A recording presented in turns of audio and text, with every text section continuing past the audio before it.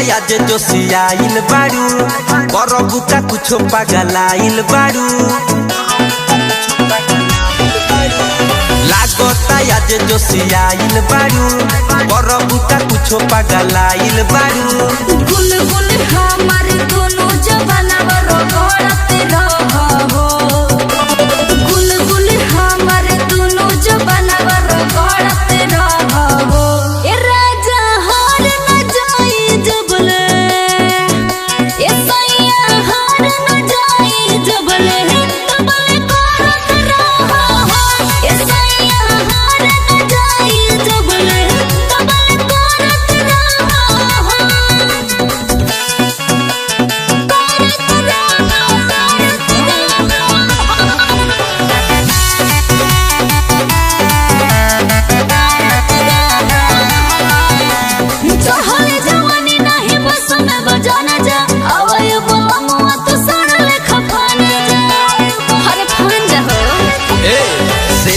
हो जाई दिक्कत 2 मिनट में तू भगबू छिकत रसवा से भरल पतली कमरिया पकड़त रहब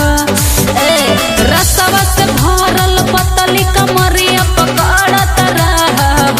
ए राजा हार न जाई जबले ए सैया हार न जाई जबले तबले करत रहो ए सैया हार न जाई जबले तबले करत रहो